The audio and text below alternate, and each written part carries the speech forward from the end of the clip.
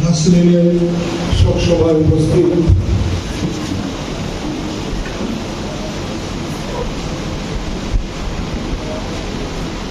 সুধী মণ্ডলী,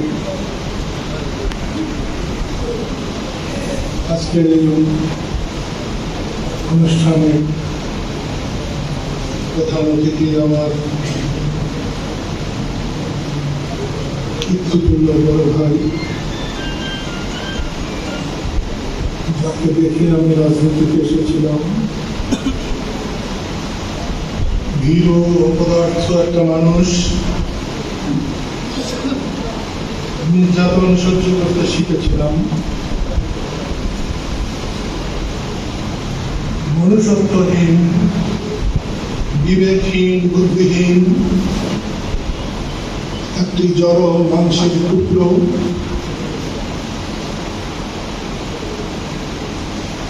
শক্তি, সাহস, ধৈর্য পেয়েছিলাম। আমার বড় ভাই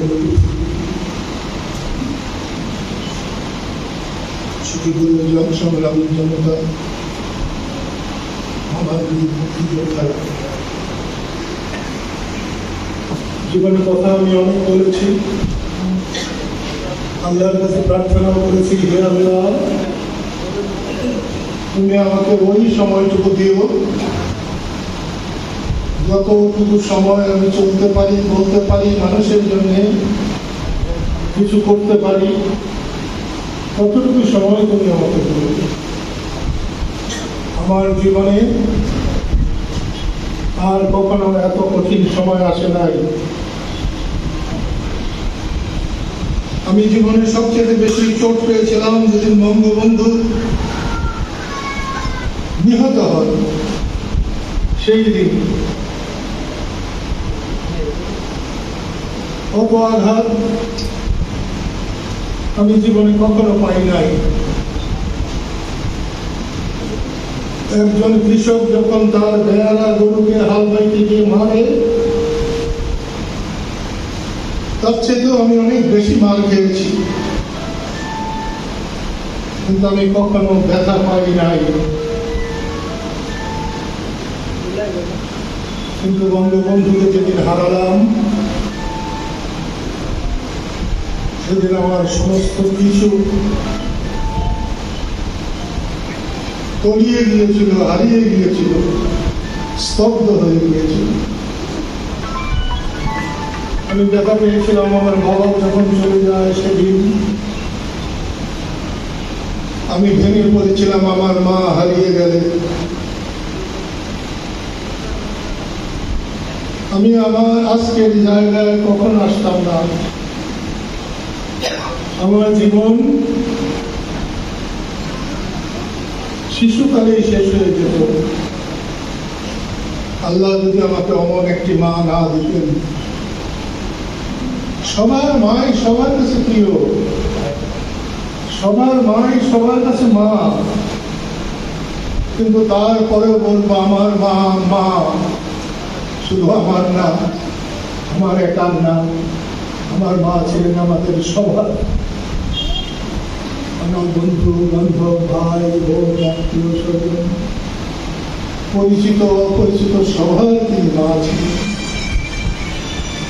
বয়স হয়েছে, ছেলেবেলায় আমি লেখাপড়া করতাম না, কিছুই জানতাম না। আজকে প্রায় 50 বছর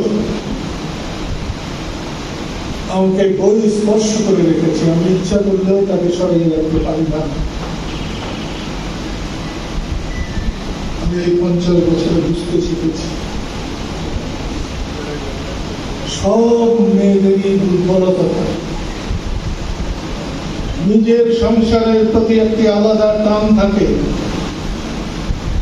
স্বামী স্ত্রী, স্বামীর প্রতি, সন্তানের প্রতি একটি আলাদা অন্ধ মোহ থাকে। কিন্তু আমার মার সেই অন্ধ মোহ ছিল না। তিনি সবাইকে সন্তানের মতো ভালোবাসতেন। অনেক সময় আমার মা বলতেন, আমাদের রাজনৈতিক বন্ধুরা যখন আমাদের বিরোধিতা করতেন, গালাগালি করতেন, তখন আমাকে অনেকবার মাথায় হাত দিয়ে বলেছেন, বজ্র আমার ভাতে কি কোনো দোষ আছে নাকি? আমি অনেকবার বলেছি, মা তুমি অধৈর্য হয়ে যাও, তোমার ভাতে কোনো দোষ নাই। যারা আমাদের বদনাম করে, গালি দেয়, তারাও আমাদেরকে সাহায্য করে, তারাও আমাদের উপকার করে, আমাদের ক্ষতি কেউ করতে পারছে না। ভালো বললে আমাদের উপকার, খারাপ বললেও উপকার। আমরা যদি ভালো করি, তাই করেছি সারা জীবন।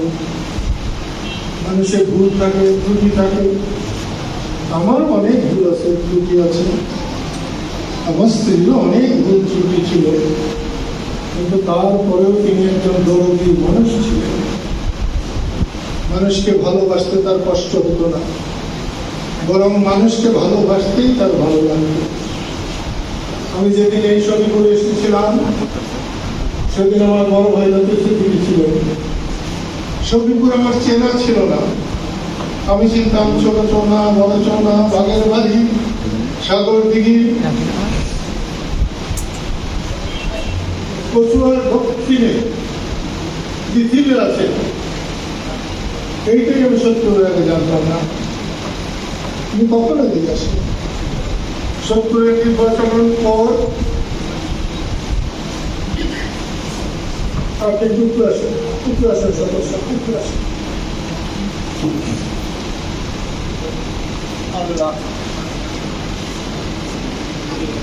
70-এর নির্বাচনের পর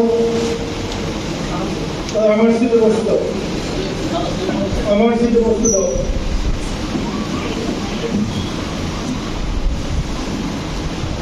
70-এর নির্বাচনের পর শফিপুরে একটা মস্ত বড় সভা হয়েছিল। সেই সভা শেষে আফতার সাহেবের বাড়িতে, জানান বাবাদের বাড়িতে আমরা খেয়েছিলাম। সেই থেকে শফিপুরের সাথে আমার ওঠা বসা শুরু হয়। জানি না আজকে আমার শফিপুরের মানুষদের উপর, মানুষদের সাথে কথা বলা শেষ কথা হবে কিনা আমি জানি না, কিন্তু মৃত্যু ভয় আমার কখনো ছিল না। আমার স্ত্রী চলে যাওয়ার পর কেমন লাগে আমি নিজেই জানি না। সেই জন্য তোমাদের কাছে আমি প্রার্থনা করি, দোয়া করো। কারণ দোয়া আল্লাহ কবুল করবেন জানি না। আল্লাহ যেন আমার নাসরিনকে ব্যস্তবাসী করেন।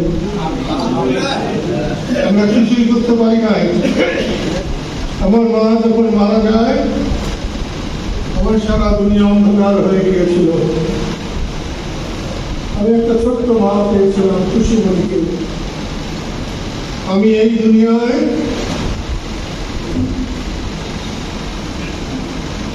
দোজখ দেখেছি, দোজখ। এই দুনিয়ায় আমি ব্যস্ত দেখেছি। সাংসারিক শান্তি কি জিনিস? বহু মানুষের টাকা থাকতে পারে, ক্ষমতা থাকতে পারে, কিন্তু সোনার সংসার অনেকেরই নাই। সেটা আমার ছিল। আমার স্ত্রী যখন আমাকে খাওয়াতেন, আমার ছোট বাচ্চা মেয়ে যখন আমাকে খাওয়াতেন, আমার মনে হতো আমার মা আমাকে খাওয়াচ্ছে। আমাদের সংসারে কত উত্তর কথা রয়েছে, আমরা কত ঝগড়া করেছি, কিন্তু আমার মা যতদিন বেঁচে ছিলেন আমরা সব ছিলাম মায়ের কাছে। রসুনের কোয়ার মতো। বড় ভাই একদিন থেকে বলতে যেতেন, ছোট ভাইরা রাগ করতো, বোনেরা কখনো হয়তো রাগ করতো, কিন্তু সবাই আমরা মায়ের কাছে, তার পায়ের কাছে আমরা এক ছিলাম, এক রসুনের কুয়ার মতো ছিলাম।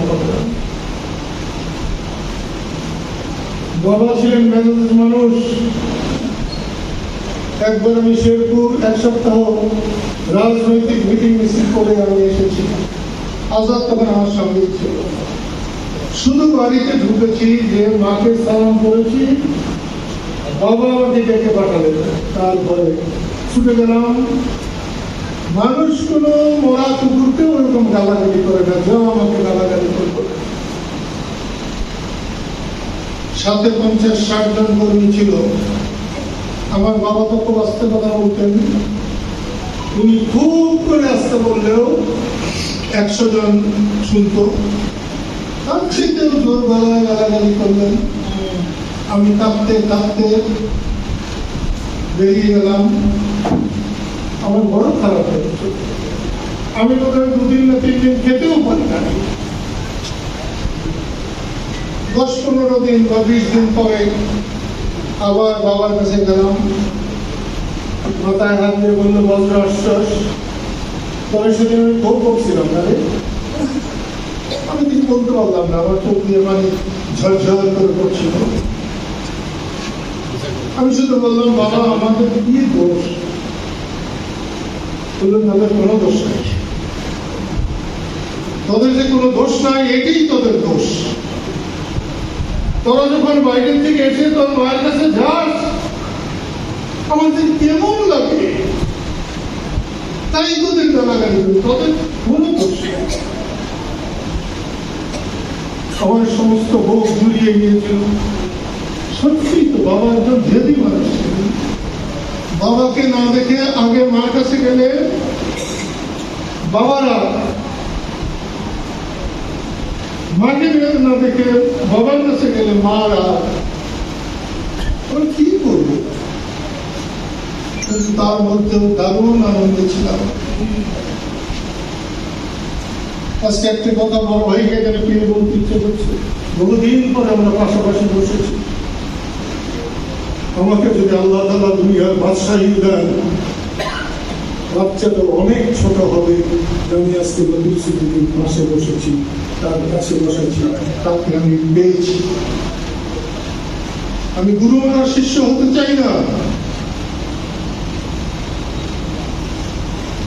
আমি শিষ্য হতে চাই। এই বাংলায় অঙ্গ বঙ্গ কুলিঙ্গের বাংলায় যৌবনকালে সকল নারী পুরুষ ভালোবাসে, কবিতা লেখে। আমি এক অধম সন্তান, যে একটি কবিতাও লিখি নাই,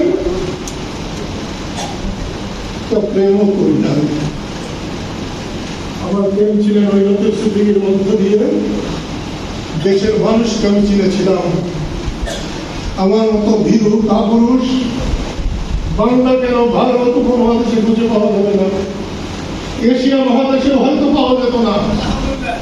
সেই মানুষ লতিফ সিদ্দিকী যখন তার স্বরে আইয়ুব মুনায়েমের বিরুদ্ধে বক্তৃতা করতেন, আমি তখন ভিড়ের মধ্যে কাঁপতাম, আমার শরীর ঘামত, আর মনে মনে বলতাম, আমরা একই বাবা একই মায়ের সন্তান।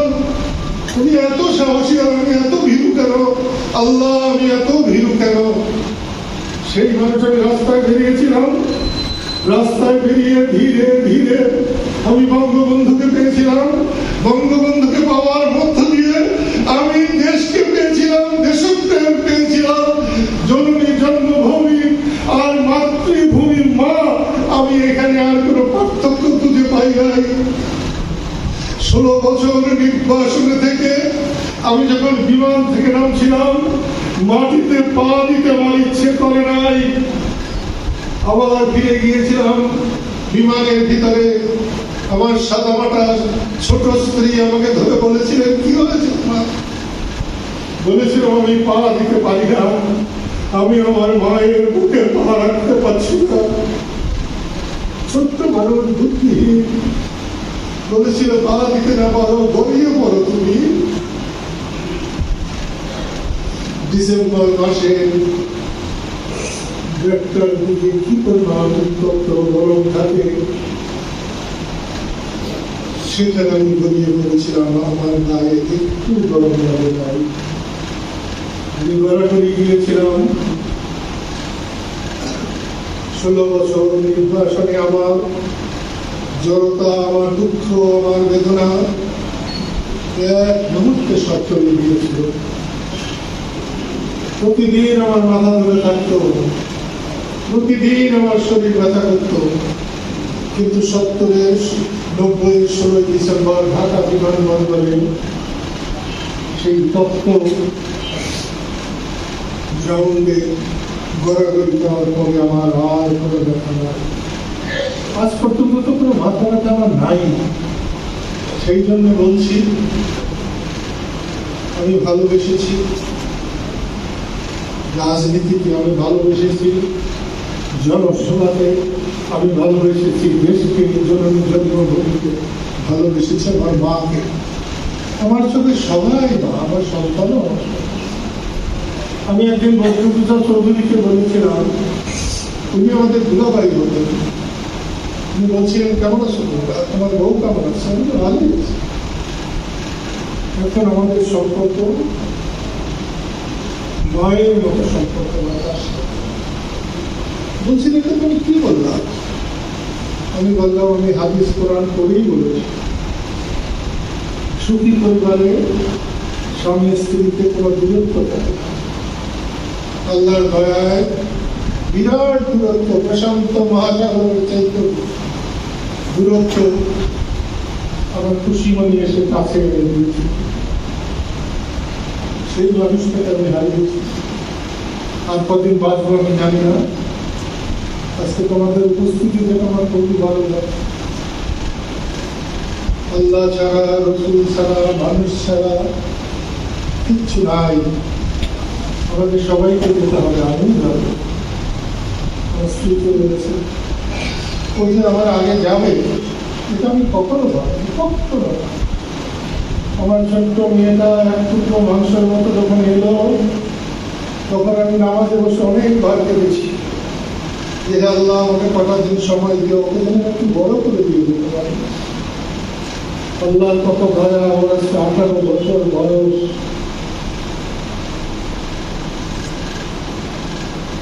যে চলে যাবে ভাবি নাই, সেই আমাকে ছেড়ে চলে গেছে। তোমাদের কাছে আমি আর কিছু চাই না, অনেক পেয়েছিলাম।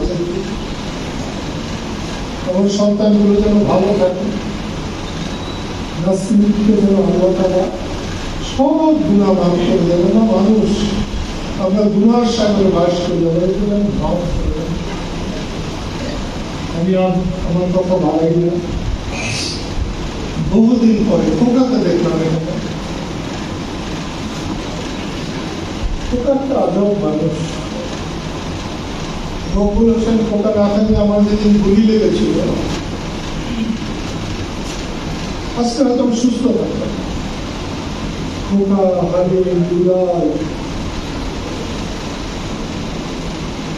শামসু,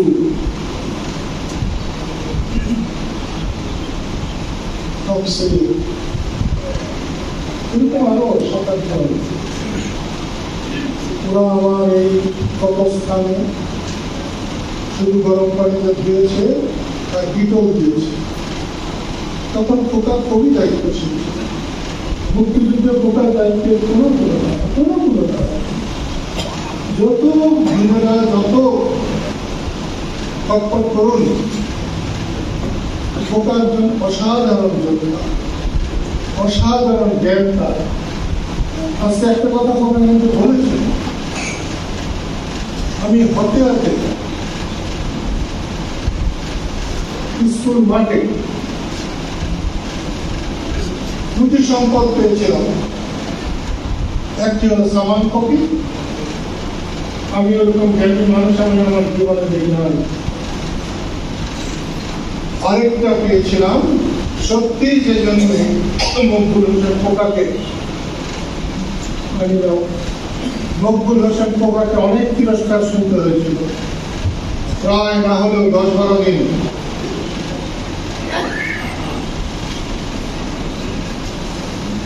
ওকে সামাজিক কাজ করতে দেওয়া হয় নাই। আমার হাতে গুলি না লাগলে, পায়ে গুলি না লাগলে খোকা হয়তো সাময়িক সুযোগ সুবিধাগুলো পেত না। শুধু বঙ্গবীর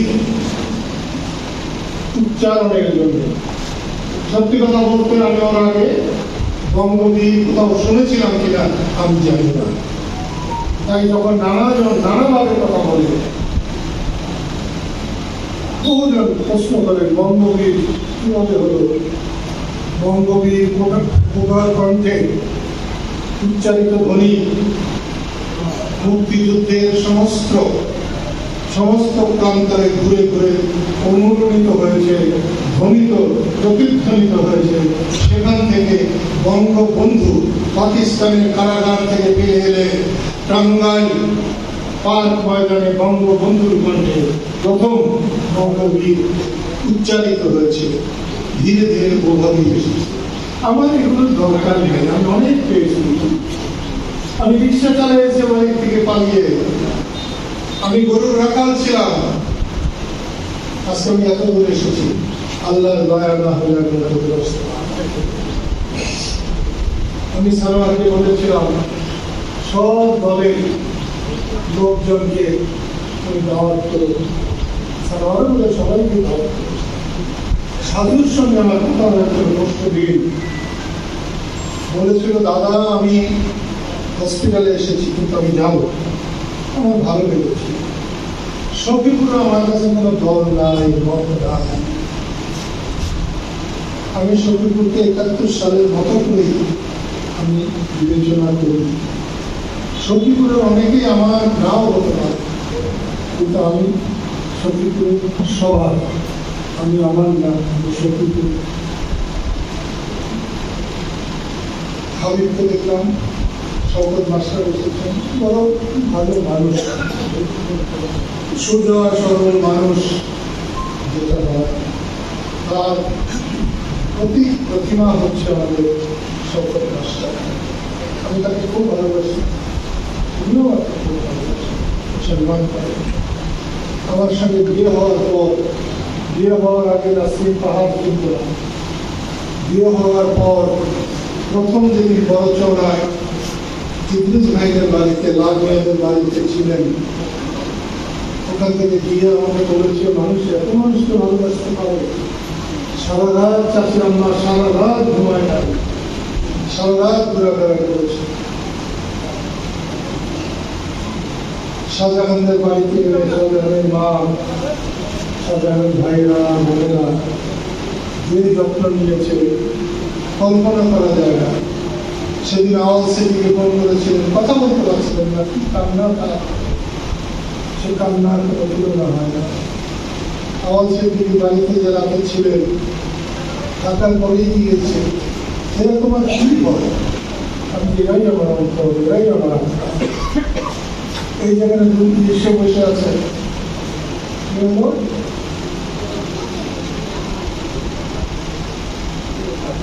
দুর্গা। আমি যেদিন কোথাও এসেছিলাম, দুর্গার কাছে পানি খেয়েছে, খাওয়ার পরে ১ কলস পানির জায়গায় ৩ কলস পানি এনেছিল। একটা তাকে, দুটা হাতে, সাথে মৌলটার গায়ে রেখেছিল বোধ হয়। গা দিয়ে দূষণমুক্ত মেসাজ করতে পারবে সেই দুর্গা। আমরা যখন ভ্যাবলায় খুব অসুবিধা করেছিলাম, সেই দুর্গা পাহাড়ে মানুষ নৌকা বাইতে জানে না, বাইতে যায়, নামে যায়। আমি বলেছিলাম আমাকে দাও, ভৈরব মানুষ আছে। আমার অনেক ত্রুটি আছে, দেশের রাজনীতি নিয়ে অনেক টানাটানি হয়েছে, আরো হবে, আরো হবে। আসার সময় দেখলাম বঙ্গবন্ধুর শেষ বানিয়েছে, শেষ না ছবি বানিয়েছে, সেটা বানিয়েছে, সব ভেঙে গেল, কিচ্ছু নাই, কিচ্ছু আপত্তি নাই। বঙ্গবন্ধুকে কেউ ভাঙতে পারবে না, বুঝতে পারবে না। মুক্তিযুদ্ধকে কেউ ভাঙতে পারবে না, বুঝতে পারবে না। স্বাধীনতা কেউ ভাঙতে পারবে না, বুঝতে পারবে না। তাই স্বাধীনতা অক্ষয় অমর, বঙ্গবন্ধু তেমনি অক্ষয় অমর। আমি কিন্তু আওয়ামী লীগের লোকদেরকে বন্ধ করতে বলেছিলাম। আওয়ামী লীগ নিষিদ্ধ হতে পারে, কিন্তু মানুষের অন্তর তো বঙ্গবন্ধু নিষিদ্ধ না। মৌলানা ভাসানীর আওয়ামী লীগ তো নিষিদ্ধ না, বঙ্গবন্ধুর আওয়ামী লীগ নিষিদ্ধ না। আর নিষিদ্ধ আইনের দ্বারা হতে পারে, মানুষের অন্তরের দ্বারা না। তাই জন্য আমি দাওয়াত করতে বলেছিলাম। আমি সবাইকে বলবো, স্বাধীনতা আমাদের, স্বাধীনতা বাংলাদেশে, স্বাধীনতা আওয়ামী লীগের না, স্বাধীনতা বিএনপিরও না, স্বাধীনতা অধ্যাপক ইউনূসেরও না, স্বাধীনতা এনসিপি না কি বলছে তাদেরও না। স্বাধীনতা এই দেশের স্বাধীনতা, দেশের মানুষের স্বাধীনতা। সেই জন্য এই স্বাধীনতায় যারাই হস্তক্ষেপ করবে তারা ক্ষতিগ্রস্ত হবে। অন্যকে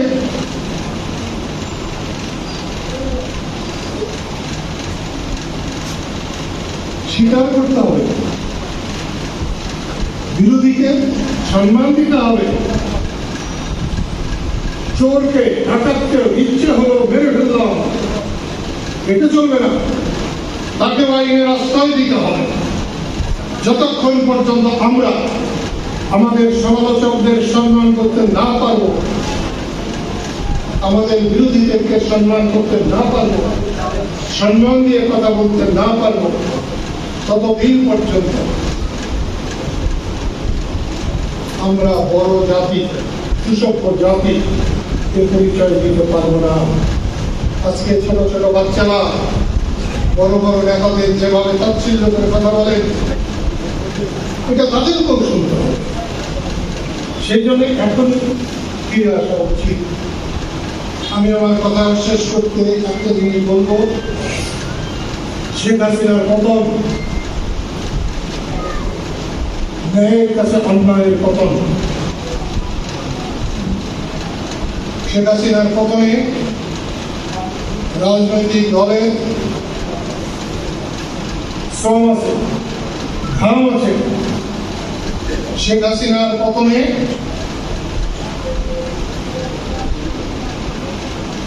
যারা বৈষম্য বিরোধী আন্দোলন করেছেন তাদের ভূমিকা আছে,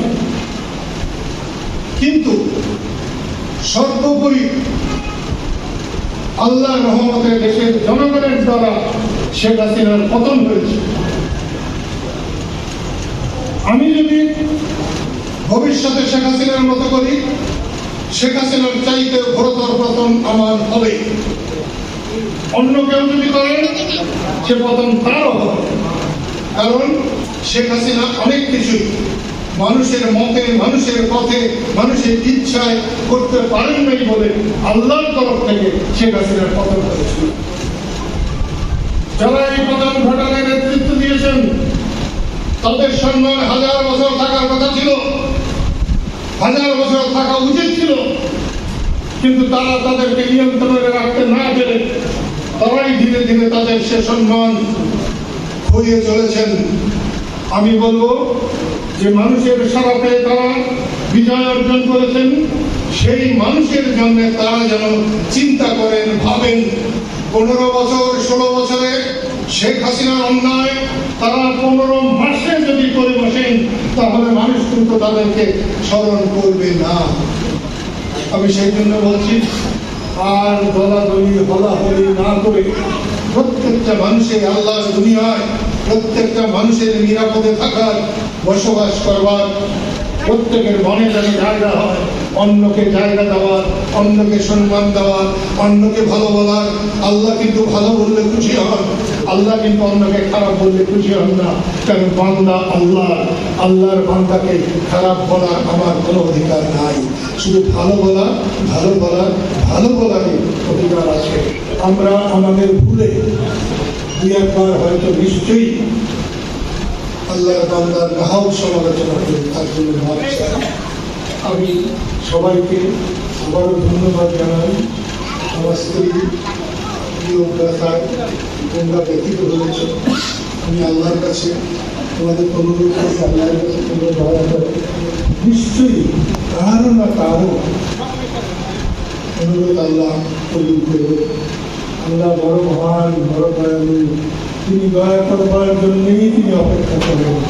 তার দোয়া, তার অনুরোধ, তার কান্না, তার চোখের পানি আল্লাহ গ্রহণ করবে জানি না। এই সভা থেকে একজন মানুষের দোয়া অনুরোধ আল্লাহ তাআলা কবুল করেন, তাহলে আমার মাসকে সুখে থাকতে পারে। আমি তাদের একটা অনুরোধ করব, আজকের সভায় যে মেয়েরা এসেছে তাদেরকে একদম সবার মধ্যে থেকে দেওয়া হয়েছে, তাদের একটা লাইন সামনে দিতে হতো, মেয়েদেরকে একটু সম্মান করতে শুরু করো, শেখো। মেয়ে হয়ে শেখ হাসিনা কিন্তু মেয়েদের অতটা গুরুত্ব দিতে পারে নাই। মেয়ে হয়ে খালেদা জিয়াও কিন্তু মেয়েদেরকে অতটা সম্মানই করে তুলতে পারে নাই। মেয়েদের সম্মান করতে হবে। মেয়েরা মায়ের জাতি, মেয়েরা না থাকলে সৃষ্টি স্তব্ধ হয়ে যাবে। সেই জন্যে আল্লাহর এই সৃষ্টি কৌশলকে সম্মান জানিয়ে তোমরা মেয়েদেরকে সম্মান করবে, এটা আমি আশা করব।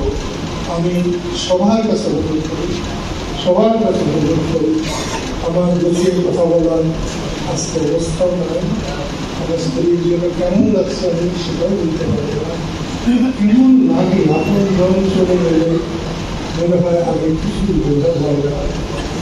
এতটা হৃদয় জুড়ে নাসরিন ছিল আমার পরম দুঃসময়ে বুলবুল খান মাহমুদের স্ত্রী রমা ভাবি আর আমার ভাবি সিদ্দিকী এসে আমার স্ত্রীকে নিয়ে বলে দিয়েছিল। আমার মা এসে একটা বড় কেন্দ্রে দিয়েছিল। আল্লাহ হয়তো এতটুকু সময় দিয়েছিল। গতকালকে ছিল 40 বছরের বিবাহ দিন, আজকে একদিন পরে এসেছি। আমি আবার অনুরোধ করি, একজন মানুষের হাত যদি আল্লাহ কবুল করে আমার জীবন ধন্য হয়ে যাবে। আল্লাহ যেন আমার সন্তানদেরকে, আমার সন্তানদেরকে তার পবিত্র অবসর ছাড়া করে রাখে, তাদেরকে দুধের ভাতে রাখে, সব সন্তানের মতো। এই অনুরোধ জানিয়ে আমি শেষ করছি। আমি অনুরোধ করবো সকল মাস্টার কিছু বলার জন্য।